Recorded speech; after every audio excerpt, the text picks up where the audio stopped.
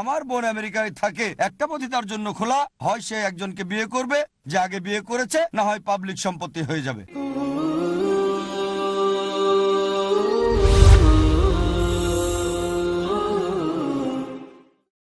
Doctor Zakir Naik sir, আমার অন্তর থেকে আপনাকে নমস্কার জানাচ্ছি। আমার নাম ইশু দাস। আপনার কাছে আমার প্রশ্ন হলো, ইসলামে কয়টি বিয়ের অনুমতি দেওয়া হয়েছে এবং কেন? ভাই প্রশ্ন করলেন যে ইসলামে কয়টা বিয়ের অনুমতি আছে এবং কেন, পলিগামির কেন সমর্থন করছে। আসলে আমি জানতে চাই, পবিত্র কুরআন অনুযায়ী কয়টি বিয়ে হতে পারে এবং জিজ্ঞেস কয়টি হতে করছেন পারে না। কোরআন অনুযায়ী কয়টা বিয়ে করা যায়। যদি মহিলাদের ব্যাপারে বলেন, পবিত্র কোরআনে সূরা নিসা অধ্যায় 4 আয়াত 20 থেকে 24 বলছে একজন বিবাহিত মহিলা আবার বিয়ে করতে পারে না, সুতরাং একজন মহিলা সর্বোচ্চ একজন স্বামী রাখতে পারবে। একজন পুরুষের ব্যাপারে যদি বলেন, কোরআন বলছে সূরা নিসা অধ্যায় 4 আয়াত 3, তোমাদের পছন্দের নারীকে বিয়ে করো 2, 3 বা 4, তবে ন্যায় বিচার করতে না পারলে একটা।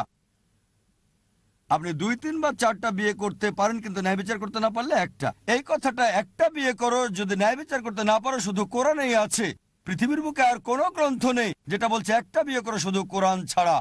যদি রামায়ণ পড়েন, যদি মহাভারত পড়েন, আপনি বিয়ে করতে পারেন যত ইচ্ছা তত। যদি রামায়ণ পড়েন দেখবেন রামের পিতার কতজন স্ত্রী ছিল, তার একাধিক স্ত্রী ছিল। কৃষ্ণের মহাভারত অনুযায়ী কতজন স্ত্রী ছিল? 2, 4, 10, 1000, 10,000, 16,108 জন স্ত্রী ছিল। তাই কৃষ্ণ যদি 16,108 জন স্ত্রী রাখতে পারে, আমরা মুসলিমরা কেন 4 জন রাখতে পারবো না? যদি বাইবেল পড়েন, ওল্ড টেস্টামেন্ট এবং নিউ টেস্টামেন্টের মতে যত ইচ্ছা তত বিয়ে করতে পারেন। সলোমনের 700 স্ত্রী ছিল। বাইবেল মতে আব্রাহামের 3 জন স্ত্রী ছিল। খ্রিস্টান চার্চ ঠিক করে দিয়েছে খ্রিস্টানরা একটা বিয়ে করবে। রাবি জরসম বিন ইয়াহুদা সাইনড পাস করেছিল যে ইহুদিরা একটা বিয়ে করবে। আর ইন্ডিয়াতে ইন্ডিয়ান পেনাল কোড 1954 সালে একটা আইন পাশ করে, হিন্দু বিবাহ আইন, যাতে বলা হয়েছে হিন্দুরা একটা বিয়ে করবে।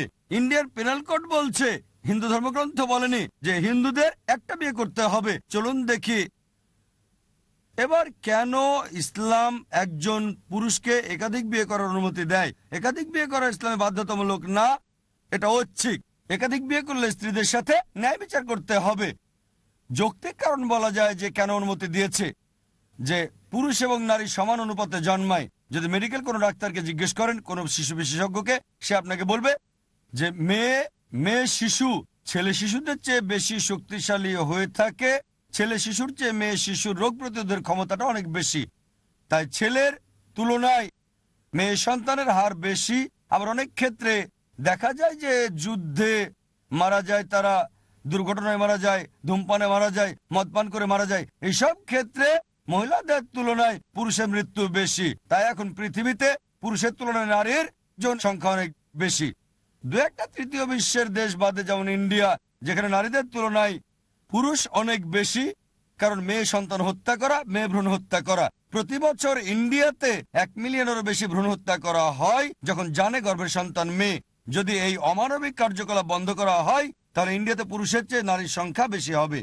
শুধু নিউ ইয়র্কে পুরুষের তুলনায় 1 মিলিয়ন নারী বেশি, ইউএসএতে 7.8 মিলিয়ন নারী বেশি, শুধু ইউকেতে 4 মিলিয়ন নারী সেখানে বেশি, শুধু জার্মানিতে পুরুষের তুলনায় 5 মিলিয়ন নারী বেশি, শুধু রাশিয়ায় আছে 9 মিলিয়ন নারী বেশি।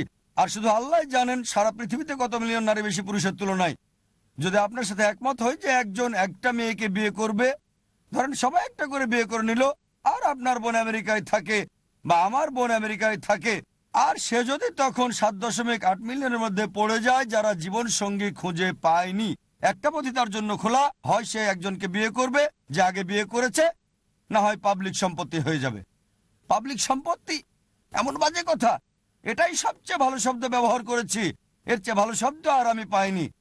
আর যে কোনো সভ্য মহিলাকে যদি এই অপশনটা দিলে, সে তাকেই বিয়ে করবে যার ইতিমধ্যে স্ত্রী রয়েছে, না হলে হয়ে যাবে পাবলিকের সম্পত্তি।